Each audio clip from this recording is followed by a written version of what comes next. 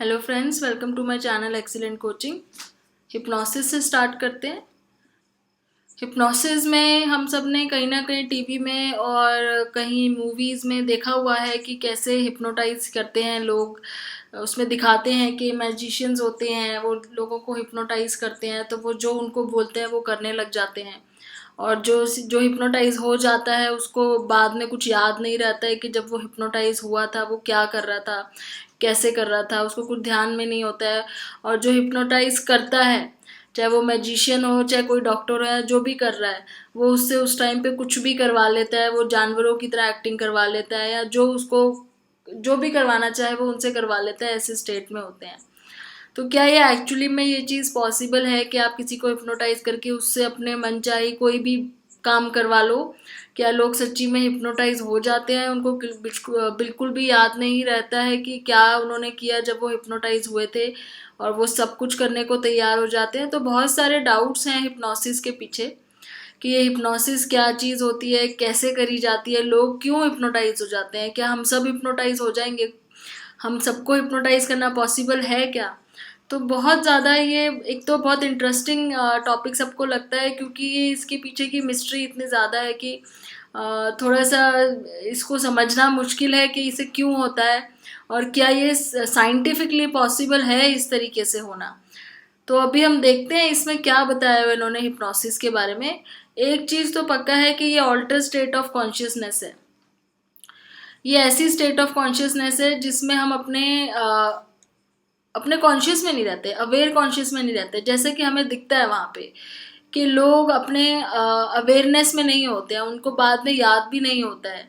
और वो जब उनसे पूछा जाता है तो वो कहते हैं कि हमें तो ऐसा कुछ ध्यान नहीं आ रहा है कि हम कुछ ऐसा कर रहे थे जैसा कि आप बोल रहे हो। तो हिप्नोसिस इतना ज़्यादा मिस्टीरियस है, इसके पीछे क्या रीज़न है, ये सब अभी हम देख लेते हैं। तो हिप्नोसिस की डेफिनेशन यहाँ क्या दी हुई है? Special type of interaction between two person in which one, the hypnotist, induces changes in the behaviour, feeling और cognition of the other, the subject, through suggestion. इसमें दो लोगों के बीच की इंटरेक्शन है, एक को बोलेंगे हिप्नोटिस्ट और दूसरे को हम बोल देंगे सब्जेक्ट। हिप्नोटिस्ट जो हिप्नोसिस कर रहा है और सब्जेक्ट जो जिसके ऊपर आप हिप्नोसिस कर रहे हो। तो ये कह रहे हैं दो लोगों के बीच में कुछ ऐसा इंटरेक्शन हो जाता है कि हिप्नोटिस्ट सब्जेक्ट का बिहेवियर चेंज करने में सक्सेसफुल हो जाता है, उसकी फीलिंग्स चेंज करने में, उसके कॉग्निशंस को भी चेंज करने में।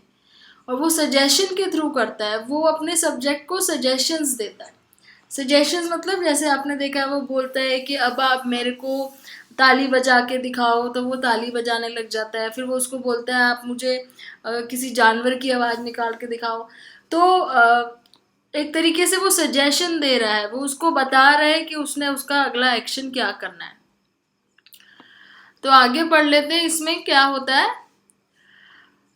Standard hypnotic inductions usually involve suggestions by the hypnotist that a person being hypnotized feels relaxed, getting sleepy and is unable to keep his or her eyes open।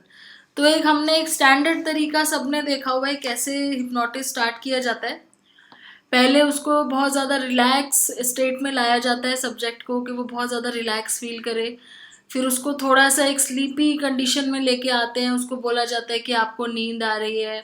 बहुत काम voice में बोलता है जो हिप्नोटिस्ट होता है, बहुत ही आराम से, बहुत ही कामफुल वॉइस में बोलता है और बहुत ही डीप वॉइस में बोलता है उसको। उसको बोलता है कि आपको नींद आ रही है, आपको अपनी आंखें बंद करनी है, अब आपको सोना है। इस तरीके से उसको सजेशन देता है कि उसको क्या करना है। तो अपनी बहुत ही काम वॉइस यूज़ करता है, वो बहुत ही रिलैक्सिंग वॉइस यूज़ करता है, बहुत ही डीप वॉइस यूज़ करता है। यहाँ पे वो उसको स्लीप इंड्यूस नहीं कर रहा है, एक चीज़ ये क्लियर रखना, स्लीप नहीं, उसको सोने के लिए नहीं बोल रहा है, लेकिन उसको एक ऐसे स्टेट में जाने के लिए बोल रहा है जहाँ पे वो सामने वाला सब्जेक्ट बिल्कुल ही रिलैक्स स्टेट में है और वो उस टाइम कुछ नहीं सोच रहा है, सिर्फ उसकी वॉइस सुन रहा है। जो हिप्नोटिस्ट है सिर्फ उसकी वॉइस के ऊपर ध्यान दे रहा है। कुछ हिप्नोटिस्ट ऐसे भी होते हैं जो किसी ऑब्जेक्ट का यूज़ करते हैं, जैसे आपने देखा होगा लॉकेट का यूज़ करते हैं। वो सब्जेक्ट के सामने लॉकेट हिलाते हैं और उसको बोलते हैं लॉकेट के ऊपर ध्यान दो, जिसके बाद उसको धीरे धीरे नींद आने लगती है। तो या तो अपनी वॉइस का यूज़ करते हैं या लॉकेट का यूज़ करते हैं, किसी भी चीज़ का यूज़ कर सकते हैं। तो इस तरीके से ऐसे इंड्यूस करा जाता है हिप्नोसिस की स्टेट में जाने के लिए। अब ये स्लीप कैसे नहीं है, ये कैसे हम प्रूव कर सकते हैं? क्योंकि अगर हमने इस टाइम पे ईईजी रिकॉर्डिंग्स देखी है लोगों की, और वो ऑब्वियसली वो रिकॉर्डिंग्स में जो स्टेजेस ऑफ स्लीप है उससे बिल्कुल भी मैच नहीं हो रही है। हमने स्लीप में पढ़ा था कि जब कोई सोता है तो उसकी कैसे वोल्टेज चेंजेस होते हैं ब्रेन एक्टिविटी में। तो हिप्नोसिस के टाइम पे जब किसी का ईईजी किया गया है तो वो बिल्कुल भी स्लीप से मैच नहीं हो रहा, उल्टा वो उससे मैच हो रहा है जो हमारी वेकिंग स्टेट में जैसे हमारी ब्रेन में एक्टिविटीज़ होती हैं। तो इससे ये चीज़ तो इन्होंने कंफर्म कर ली है कि जो हिप्नोसिस होता है वो स्लीप नहीं है। लेकिन फिर वो क्या चीज़ है? तो वो सबसे पहले यहाँ क्वेश्चन आते हैं कि कैन एवरीवन बी हिप्नोटाइज्ड? क्या हर कोई हिप्नोटाइज हो सकता है? तो ये कह रहे हैं कि सिर्फ 15% एडल्ट ऐसे हैं जो हाईली ससेप्टिबल है। हाईली ससेप्टिबल मतलब बहुत इजीली हिप्नोटाइज हो जाएंगे। सिर्फ 15% लोग ऐसे हैं, और 10% लोग ऐसे हैं जो बिल्कुल ही नहीं हो सकते, हाईली रेजिस्टेंट है, और बीच में कहीं बाकी लोग आ जाते हैं। तो बहुत ज़्यादा 15% जिनको आपको 2 मिनट नहीं लगेंगे हिप्नोटाइज करने में, 10% है जिनको आप कर ही नहीं पाओगे, और बाद में बीच में कई ऐसे लोग आ जाते हैं जो हो भी सकते हैं और थोड़ा टाइम भी लगा सकते हैं। तो वो किस तरह के लोग होते हैं जो बहुत जल्दी हिप्नोटाइज हो जाते हैं? उनके कुछ पर्टिकुलर करेक्टरिस्टिक्स हैं, वो इन्होंने यहाँ पे लिस्ट डाउन किए हुए हैं। जैसे जो लोग बहुत फैंटेसीज देखते हैं और उनकी फैंटेसीज एकदम क्लियर होती है, और वो ज़्यादातर फैंटेसीज डे ड्रीमिंग और फैंटेसीज में रहते हैं, उस तरह के लोगों को हिप्नोटाइज करना थोड़ा आसान होता है। जिनकी विजुअल इमेजरी बहुत हाई होती है, मतलब अपने माइंड में वो इमेजेस बहुत आराम से बना लेते हैं चीज़ों की। और be high in trait of absorption. Trait of absorption मतलब जब वो कोई चीज़ देख रहे होते हैं तो वो उसमें डीपली एब्जॉर्ब हो जाते हैं। जैसे सपोज वो पढ़ रहे हैं तो वो उस टाइम उस किताब में ही घुस जाते हैं बिल्कुल ही, उनको फिर सुनाई नहीं देता है जब तक 2-3 बार मत बुलाओ। या फिर टीवी देख रहे हैं तो बिल्कुल ही उसमें घुस जाते हैं। तो जिनकी डीपली एब्जॉर्प्शन हो जाती है, अपनी सेंसरी और इमेजिनेटिव एक्सपीरियंस में बिल्कुल एब्जॉर्ब हो जाते हैं, कुछ सोच रहे हैं तो वो बिल्कुल ही खो जाते हैं उस चीज़ में, तो वैसे लोग जल्दी हिप्नोटाइज होते हैं। जो दूसरों पे डिपेंडेंट होते हैं और दूसरों के ऊपर देखते हैं डायरेक्शंस के लिए, जिनको अपने ऊपर इतनी ज़्यादा एक तरीके से आप कह लो कॉन्फिडेंस नहीं होता है, जो दूसरों पे ज़्यादा डिपेंडेंट होते हैं डायरेक्शंस के लिए। और इस तरह के लोग हैं जो बहुत जल्दी हिप्नोटाइज हो जाते हैं, क्योंकि उनकी करेक्टरिस्टिक्स ही इस टाइप से है कि वो बहुत जल्दी खो जाते हैं, या वो दूसरों पे बहुत ज़्यादा डिपेंडेंट रहते हैं। अपने काम पूरे करने के लिए डायरेक्शंस चाहिए होती है, उन्हें गाइडेंस चाहिए होती है। Except to be influenced by hypnotic suggestions and believe that these will have a powerful effect on them। ये कह रहे हैं कि ये ना तो सिर्फ हिप्नोटाइज हो जाते हैं, और एक चीज होती है कि इनके ऊपर हिप्नोसिस का बहुत पावरफुल इफेक्ट भी हो जाता है। एक्सपीरियंस मोर और स्ट्रॉन्गर डिसोसिएटिव एक्सपीरियंसेस। इनको ना डिसोसिएटिव एक्सपीरियंसेस काफ़ी ज़्यादा होते हैं। डिसोसिएटिव एक्सपीरियंस मतलब जब इनको बिल्कुल ही अपने सेल्फ से बिल्कुल अलग हो जाते हैं, इनको बिल्कुल ही याद नहीं रहता कि वो उस टाइम पे कौन है, तो इनकी डिसोसिएशन बहुत ज़्यादा हो जाती है इस तरह के लोगों की, और ये हिप्नोटाइज करना इनको बहुत आसान होता है। तो जितनी ज़्यादा इस तरह की टेंडेंसीज लोगों में होती हैं वो उतनी जल्दी हिप्नोटाइज हो जाते हैं। और इस तरह के लोग बोले हैं कि बहुत ज़्यादा एक्सट्रीम पे तो सिर्फ 10% है, हो सकता है कि थोड़े थोड़े उसके आसपास और हों जिनको थोड़ा टाइम लगता है उस कंडीशन पे आने के। फिर आगे है हिप्नोसिस के व्यूज़, कॉन्ट्रास्टिंग व्यूज़ कि ये हिप्नोसिस में होता क्या है। तो पहला व्यू है जो एकदम डिफरेंट बात बोल रहा है, जिसको हम सोशल कॉग्निटिव और रोल प्लेइंग व्यू बोलते हैं। यहाँ पे तो ये बोल रहे हैं, अगर हम इस व्यू के अकॉर्डिंग जाएं तो ये बोल रहे हैं कि उस टाइम पे जो सब्जेक्ट होता है उसको कुछ भी नहीं हुआ होता, वो सिर्फ एक तरीके से एक्टिंग कर रहा होता है, रोल प्ले कर रहा होता है, क्योंकि वह सामने जो हिप्नोटिस्ट है वो उससे एक्सपेक्ट कर रहा है कि वो रोल प्ले करे। तो ये बिल्कुल ही एक सोशल कॉग्निटिव व्यू है, क्योंकि वो यहाँ पे सामने वाले की एक्सपेक्टेशंस को पूरा करने के लिए अपने आप को हिप्नोटाइज्ड हो गया है ऐसा दिखाता है। सोशल कॉग्निटिव या रोल प्लेइंग व्यू सजेस्ट करता है देयर इज नथिंग स्ट्रेंज और मिस्टीरियस अबाउट हिप्नोसिस, कि इसमें कुछ भी स्ट्रेंज या मिस्टीरियस नहीं होता है। ये खाली ये होता है कि जो पर्सन हिप्नोसिस जिसको हो रहा है उसने मूवीज में बहुत बार ये चीज़ देखी होती है, उसने हिप्नोसिस के बारे में बहुत पढ़ा होता है, तो उसको एक तरीके से क्लियर आइडिया होता है पूरा कि हिप्नोसिस में क्या होता है। तो वो क्या करता है, जब वो एक्चुअली में अपने आप को हिप्नोटाइज करवाता है तो वो उसी तरीके से अपना सोशल रोल प्ले करने लग जाता है जो उसने मूवीज में देखा होता है।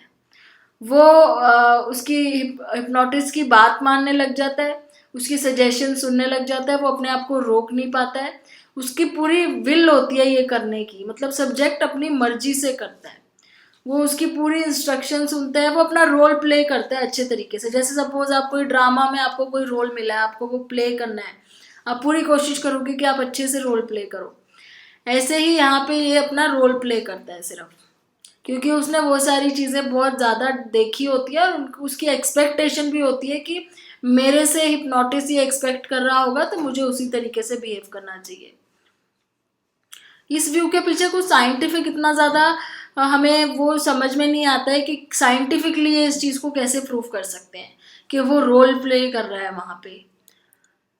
It is important to note that this view does not imply that person undergoing hypnosis engage in conscious effort। अब ये लाइन यहाँ पे थोड़ा सा इस व्यू को और क्लियर कर रही है। ये कह रहे हैं कि हम ये नहीं कह रहे कि वो जानबूझ के रोल प्ले कर रहा है दूसरों को उल्लू बनाने के लिए, दूसरों को दिखाने के लिए कि वो हिप्नोटाइज हो गया। वो जानबूझ के नहीं करता है, उसका कॉन्शियस एफर्ट नहीं होता है, लेकिन वो एक्चुअली में उसकी सब्जेक्ट, वो जो हिप्नोटिस्ट है उसकी बातों में इतना ज़्यादा इन्वॉल्व हो जाता है, एब्जॉर्ब हो जाता है कि वो उसके सजेशंस को मानने लग जाता है, वो कॉन्शियसली नहीं कर रहा होता। They sincerely believe that they are experiencing an alter state of consciousness, मतलब उनको एक्चुअली में ऐसा लगता है कि वो अपने दूसरे स्टेट ऑफ कॉन्शियसनेस में आ गए हैं, जहाँ पे उनका काम क्या है, उनको हिप्नोटिस्ट की बात माननी है और उनके पास कोई चॉइस नहीं है, उनको अपना रोल प्ले करना है। तो रोल प्ले कर रहे हैं, लेकिन ऐसा नहीं है कि वो कॉन्शियस होके प्ले कर रहे हैं, वो एक्चुअली में अपने किसी और स्टेट ऑफ कॉन्शियसनेस में होते हैं। So these behaviors and experiences are due to primarily to their belief about hypnosis। यहाँ पे मेन कॉज क्या है कि वो हिप्नोसिस को इतना बिलीव करते हैं कि वो उस चीज़ में घुस जाते हैं अच्छे से और वो उस चीज़ को मानने लग जाते हैं। ये वही बात हो गई है जैसे हम कहते हैं कि जो लोग पैरानॉर्मल एक्टिविटीज़ को बहुत ज़्यादा बिलीव करते हैं तो उनके साथ वो उन चीज़ों को फील भी करते हैं, वो उन चीज़ों को देखते भी हैं, और जो उन चीज़ों के ऊपर बिलीव नहीं करते उनको वो सब चीज़ें नज़र नहीं आती। तो ये उसी तरह की कोई चीज़ हो गई। अगर आपने अपने आप को पूरी तरीके से बिलीव करा दिया किसी चीज़ पे तो आपके साथ वो चीज़ होगी। तो वही चीज़ यहाँ पे ये थ्योरी बोलना चाह रही है। दूसरी जो नियो डिसोसिएशन व्यू है ये थोड़ा सा साइंटिफिक वे में बात करती है। ये थ्योरी कहती है कि हिप्नोसिस में क्या होता है, एक तरीके से डिसोसिएशन हो जाता है हमारा कॉन्शियसनेस का ना, दो टुकड़ों में बट जाती है। एक कॉन्शियसनेस होती है जो एग्जीक्यूटिव फंक्शन करती है, जो हमारे बिहेवियर को रेगुलेट करती है, और दूसरी कॉन्शियसनेस होती है जो मॉनिटरिंग फंक्शन करती है। मॉनिटरिंग फंक्शन मतलब वो खाली मॉनिटर कर रही होती है, देख रही होती है कि हम क्या कर रहे हैं। तो जब हमारे ऊपर हिप्नोसिस किया जाता है तो हमारी जो कॉन्शियसनेस है वो दो हिस्सों में डिवाइड हो जाती है। एक एग्जीक्यूटिव फंक्शन करती है, मतलब काम करती है जो बोला जा रहा है, जो हिप्नोटिस्ट हमें बोल रहा है, और दूसरी जो हमारी कॉन्शियसनेस है वो उसको मॉनिटर कर रही है कि वो कैसे कर रहा है और क्या कर रहा है। सो hypnosis however breaks the bond and erects a cognitive barrier often referred to as hypnotic amnesia that prevents experiences during hypnosis from entering into normal consciousness। अभी कह रहे हैं कि जब ये हिप्नोटिक स्टेज में जाता है कोई सब्जेक्ट, तो नॉर्मल कॉन्शियसनेस जो उसकी है, जो अवेयरनेस है, उसके बीच में और उसकी दूसरी कॉन्शियसनेस जो होती है ऑल्टर्ड कॉन्शियस, उसके बीच में एक दीवार खड़ी हो जाती है। इसलिए जब वो वापस नॉर्मल स्टेट पे आता है उसको कुछ याद नहीं रहता, और वो जो बीच में जो दीवार है उसको इन्होंने नाम दिया हिप्नोटिक एमनीशिया। तो जब कोई हिप्नोसिस स्टेट में चला जाता है तो उसकी जो एक्चुअल अवेयरनेस है उसके बीच में और उसके हिप्नोटिक स्टेट के बीच में एक बैरियर आ जाता है। उस बैरियर की वजह से वो जो भी अपने हिप्नोटिक स्टेट में करता है उसको याद नहीं रहता जब वो अपने अवेयरनेस वाली स्टेट में आता है, कॉन्शियस स्टेट में आता है। The result is that person who are hypnotized are indeed in a special altered state of consciousness.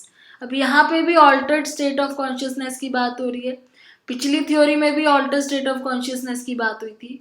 वो थ्योरी ये बोल रही थी कि रोल प्लेइंग करने की वजह से वो करते हैं, पर ये थ्योरी कह रही है कि हमारी कॉन्शियसनेस दो हिस्सों में डिवाइड हो जाती है और जो ये ऑल्टर्ड स्टेट ऑफ कॉन्शियसनेस है इसके अंदर एक एग्जीक्यूटिव फंक्शन होता है और एक मॉनिटरिंग फंक्शन होता है। तो एक तरीके से दोनों थ्योरी एक बात पे तो एक दूसरे के साथ सिमिलैरिटी दिखा रही है कि दोनों ही ये थ्योरीज बोल रही है कि हिप्नोसिस जो है हमारी ऑल्टर्ड स्टेट ऑफ कॉन्शियसनेस है, हमारी जो नॉर्मल कॉन्शियसनेस है उससे अलग स्टेट ऑफ कॉन्शियसनेस है। One part of their mind accepts suggestions from the hypnotist while the other part observe the procedure without participating in them. तो यहाँ पे जो एग्जीक्यूटिव फंक्शन है वो क्या करता है, जो सजेशन हिप्नोटिस्ट दे रहा है वो सब चीज़ें करता है, और जो मॉनिटरिंग फंक्शन है हमारे कॉन्शियसनेस का वो क्या करता है, वो चुपचाप बैठ के देखता है। तो वो हिडन ऑब्जर्वर है, वो खाली बैठ के देख रहा है कि वो क्या क्या हो रहा है। Because of the split in consciousness produced by hypnosis, this theory suggests these two cognitive mechanisms are no longer in direct contact with each other. तो ये दोनों ही जो फंक्शन है, एग्जीक्यूटिव फंक्शन और मॉनिटरिंग फंक्शन, ये दोनों का आपस में कोई कांटेक्ट नहीं होता। तो ये दोनों ही कॉग्निटिव मैकेनिज्म जो होते हैं ये अलग अलग काम कर रहे होते हैं, उस टाइम पे आपस में ये कांटेक्ट नहीं कर पाते हैं। मतलब मॉनिटरिंग फंक्शन एक तरह से ऑडियंस की तरह बैठ के चुपचाप देख रहा है, आपके अंदर की एक कॉन्शियसनेस है जो देख रही है आप क्या कर रहे हो, और एक कॉन्शियसनेस है जो वो कर रही है जो आपसे हिप्नोटिस्ट करवा रहा है, लेकिन आपस में वो दोनों बात नहीं कर सकते। एग्जाम्पल के तौर पे समझाया इन्होंने, जैसे if hypnotise person are told to put their arms into icy water but informed that they will experience no pain, they will obey and will report no discomfort. अब सपोज जैसे किसी हिप्नोटाइज पर्सन को hypnotist ने बोला आप बर्फ वाले पानी में हाथ डाल के रखोगे और आपको बिल्कुल पेन नहीं होगी, तो वो उस टाइम बर्फ वाले पानी में हाथ डाल के रखेगा और बोलेगा मुझे कोई पेन नहीं हो रही है। लेकिन बाद में उसको जब बोला जाएगा कि अपनी फीलिंग्स को डिस्क्राइब करो, मे बी राइटिंग में लिख कर, तो वहाँ पे वो लिखेगा कि उसको बहुत ज़्यादा ठंड लग रही थी। तो दोनों कॉन्शियसनेस हैं, एक जगह उसको पेन फील हो रहा है, एक जगह नहीं हो रहा है, लेकिन वो दोनों आपस में एक दूसरे को कुछ बता नहीं पा रही है। वो पेन नहीं फील कर रहा है क्योंकि एग्जीक्यूटिव फंक्शन को बोला गया पेन नहीं फील करनी, और उसको पेन फील हो रही है, उसको पता चल रहा है क्योंकि उसका मॉनिटरिंग फंक्शन देख रहा है कि उसको पेन हो रही है। तो थोड़ा सा इसको समझने में थोड़ा सा ध्यान से समझना पड़ेगा आपको कि ये क्या बताना चाह रहे हैं यहाँ पे। तो दो कॉन्शियसनेस की बात कर रहे हैं यहाँ पे, ये कि दो कॉन्शियसनेस में डिवाइड हो गया। एक तो ऐसा कॉन्शियसनेस है जो बिल्कुल ही हिप्नोटिस्ट की बात सुन रहा है और उसी जो वो हिप्नोटिस्ट बोल रहा है उसको बिल्कुल वैसा फील हो रहा है। दूसरा कॉन्शियसनेस है जो उसको चुपचाप देख रहा है और उसको एक्चुअली में पता है कि पेन हो भी रही है नहीं हो रही है। Recently, Bowers and his associates have modified this view, suggesting that hypnotism does not necessarily split consciousness, rather it simply weakens control by executive function over other aspects of consciousness. तो थोड़ा सा इस थ्योरी को modify किया है Bowers and उसके associates ने, बोला है कि डिसोसिएशन नहीं होती है, स्प्लिट नहीं होता है, खाली ऐसा होता है कि एक फंक्शन थोड़ा सा वीक हो जाता है और दूसरा थोड़ा स्ट्रांग हो जाता है। तो मतलब डिवाइड नहीं हो जाते, मतलब एक वीक हो जाता है। ये कह रहे हैं कि it weakens control by executive function over, तो जो एग्जीक्यूटिव फंक्शन का कंट्रोल है वो थोड़ा वीक हो जाता है और बाकी कॉन्शियसनेस का स्ट्रांग हो जाता है। उसी थ्योरी को थोड़ा सा ही अपने तरीके से बोल रहे हैं कि ऐसे होता है। तो कौन सा व्यू करेक्ट है, कौन सी थ्योरी करेक्ट है? Existing evidence presents a complex picture. On one hand, most evidence seem to favor for social cognitive view, and this position and the position adopted by most psychologists, that it appears that most of the unusual or bizarre effect observed under hypnosis can readily be explained in terms of hypnotized person belief in effect of hypnotism and their efforts. तो psychologist ये कह रहे हैं कि ज़्यादातर जो evidence है वो सोशल कॉग्निटिव व्यू को मानते हैं. सोशल कॉग्निटिव मतलब जो ऊपर रोल प्लेइंग वाला था, और ज़्यादातर साइकोलॉजिस्ट भी उसी व्यू को सपोर्ट करते हैं. On the other hand, there are some findings that do seem to suggest that there may be a bit more to hypnotism. लेकिन उसके अलावा भी बहुत सारी चीज़ें अभी और फाइंड हुई हैं हिप्नोटिज्म के बारे में. तो ज़्यादा एविडेंस सोशल कॉग्निटिव थ्योरी का मिला है, लेकिन उसके अलावा और चीज़ें भी फाइंड हुई हैं. तो इसके एविडेंसेस के बारे में अब नेक्स्ट वीडियो में हम बात करते हैं, इसी को कंटिन्यू करते हुए. तो wait for my next video. Thanks for watching.